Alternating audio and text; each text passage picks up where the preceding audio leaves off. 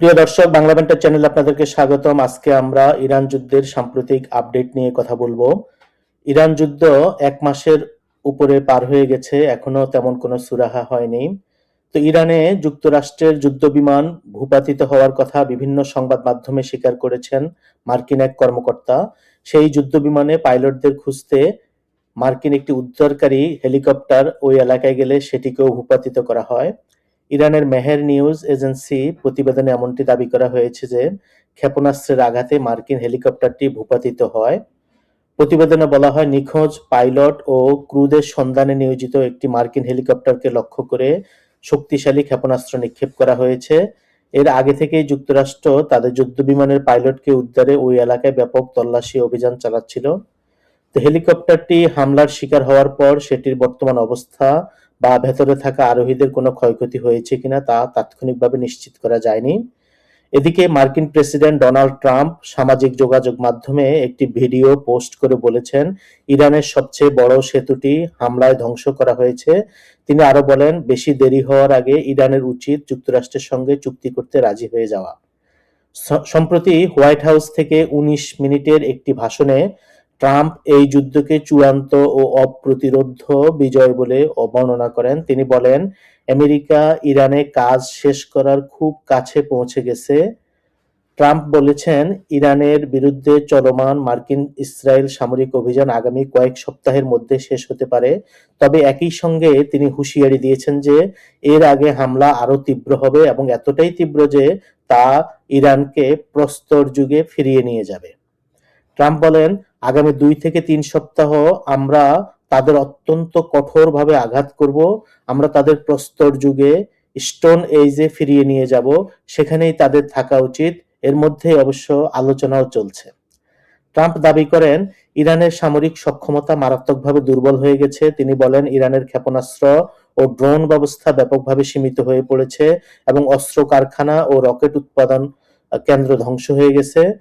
যুদ্ধের ইতিহাসে কখনো কোনো শত্রু এত কম সময়ে এত বড় ক্ষয়ক্ষতির শিকার হয়নি। তবে ট্রাম্প স্বীকার করেন যে ইরান এখনো পাল্টা হামলা করছে। পারমাণবিক বিষয়ে ট্রাম্প বলেন, সম্প্রতি ইরানের পারমাণবিক স্থাপনায় আবারও হামলা করা হয়েছে। তিনি দাবি করেন, ধ্বংসস্তূপের নিচে চাপা পড়া উপকরণ এখন আর তার কাছে চিন্তার বিষয় নয়। তিনি বলেন, ২০১৫ সালে প্রেসিডেন্ট প্রচারণা শুরুর প্রথম দিন থেকেই তিনি বলে আসছেন যে ইরানকে কখনো পারমাণবিক অস্ত্র বানাতে দেওয়া হবে না।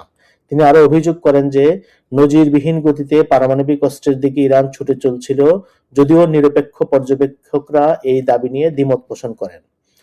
ওবামা আমলে পারমাণবিক চুক্তি প্রসঙ্গে ট্রাম্প বলেন, ওবামার পারমাণবিক চুক্তি চলতে থাকলে এতদিনে ইসরায়েলের অস্তিত্ব থাকতো না।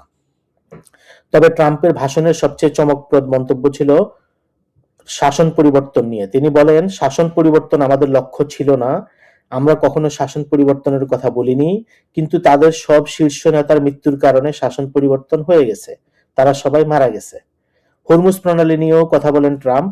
বিশ্বের মোট তেলের প্রায় ২০% এই পথে চলাচল করে। তিনি বলেন, এটি স্বাভাবিকভাবেই খুলে যাবে এবং উপসাগরীয় তেলের উপরে নির্ভরশীল দেশগুলিকে নিরাপত্তার দায়িত্ব নিজেরা নিতে বলেন। তিনি বলেন, আমরা সহায়তা করব, তবে যারা এই তেলের উপর এত নির্ভরশীল তাদের এটি রক্ষার নেতৃত্ব নেওয়া উচিত। ট্রাম্পের ভাষণ চলাকালে তেলের বাজারে প্রতিক্রিয়া দেখা যায়। ভাষণ শুরুর সময় দাম কমলেও শেষ হওয়ার সময় ৩% বেশি বেড়ে যায়। ট্রাম্প এই যুদ্ধের মেয়াদকে অতীতের সব যুদ্ধের সাথে তুলনা করেন। তিনি বলেন, প্রথম বিশ্বযুদ্ধ চলেছিল ১ বছর ৭ মাস ৫ দিন, দ্বিতীয় বিশ্বযুদ্ধ ৩ বছর ৮ মাস ২৫ দিন, কোরিয়া যুদ্ধ ৩ বছর ১ মাস ২ দিন, ভিয়েতনাম যুদ্ধ ১৯ বছর ৫ মাস ২৯ দিন, ইরাক যুদ্ধ ৮ বছর ২৮ দিন, ৮ বছর ৮ মাস ২৮ দিন, আর এই যুদ্ধ চলছে মাত্র ৩২ দিন। তিনি বলেন, এই সামরিক অভিযান মাত্র ৩২ দিনে বিশ্বের অন্যতম শক্তিশালী দেশকে কার্যত হুমকিমুক্ত করে দিয়েছে। এটা আপনার সন্তান এবং নাতি-নাতনিদের ভবিষ্যতের জন্য সত্যিকার ভাবেই একটা বিনিয়োগ। ট্রাম্প ইরান যুদ্ধ নিয়ে ক্ষণে ক্ষণে তার মত পাল্টাচ্ছেন।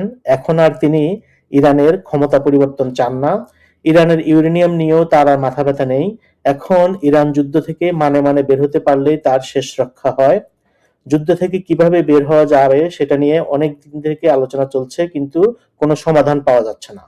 এদিকে একের পর এক মার্কিন বিমান ভূপাতিত করেই চলছে ইরান। তার উপরে হরমুজ প্রণালী বন্ধ, ডলারের বিকল্প হিসেবে বাজারে ইউয়ানের উকিঝুঁকি মারতেছে।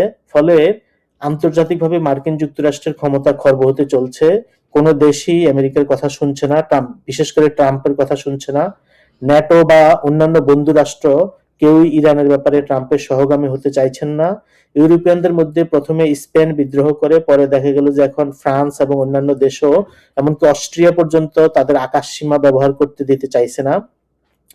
তো একই সাথে দেশের ভেতরে আমেরিকান জেনারেলদের বরখাস্ত করা হচ্ছে। সর্বাধিনায়ক যিনি আমেরিকান সেনাবাহিনীর, তাকে বরখাস্ত করা হয়েছে। তারপরে অ্যাটর্নি জেনারেল প্যাম বন্ডিকে বরখাস্ত করা হয়েছে। তো ট্রাম্প প্রশাসনের দ্বিতীয় মেয়াদের একটা কথা ছিল যে এই মেয়াদে তিনি বেশি লোককে বরখাস্ত করবেন না, কারণ প্রথমবার ক্ষমতায় এসে তার দেখা গেল মন্ত্রিসভার সদস্যদের খুব দ্রুত রদবদল করা হয়েছিল। তো এবারে দেখা গেল প্রথমে গত মাসে ক্রিস্টি নোম, যিনি হোমল্যান্ড সিকিউরিটির প্রধান ছিলেন, তাকে বরখাস্ত করা হয়েছিল। এবার দুদিন আগে দেখা গেল যে অ্যাটর্নি জেনারেল প্যাম বন্ডিকে বরখাস্ত করা হয়েছে। তো প্যাম বন্ডির ব্যাপারে হয়তো অ্যাপস্টিন ফাইল নিয়ে প্যাম বন্ডি যে হ্যান্ডলিং করছিলেন সেটা ট্রাম্পের পছন্দ হয়নি। এছাড়া সারা দেশে নো কিং মিছিল চলছে, শেয়ার বাজারে ধস নেমে এসছে। এই সব কিছুই ট্রাম্পকে এলোমেলো করে দিয়েছে। ট্রাম্প যুদ্ধ থেকে সরে আসতে চাইলেও সৌদি আরব এবং আরবের অন্যান্য দেশ ও ইসরায়েল সেটা চাচ্ছে না। আহত ইরান তাদের জন্য আরো বেশি হুমকির। এখন যুদ্ধের মাঝপথে যদি আমেরিকা সরে যায়, তাহলে মধ্যপ্রাচ্যে ইরান অপ্রতিরোধ্য ও আগের চেয়ে আরো বেশি শক্তিশালী রূপে হাজির হবে। অপরদিকে অভ্যন্তরীণ এবং আন্তর্জাতিক সংকটের কারণে ট্রাম্পের পক্ষে এই যুদ্ধ বেশি দিন চালিয়ে যাওয়াও সম্ভব নয়। এই সবকিছুই তার এলোমেলো কথার মধ্যে ফুটে উঠতেছে। আজ এ পর্যন্তই। Thank you.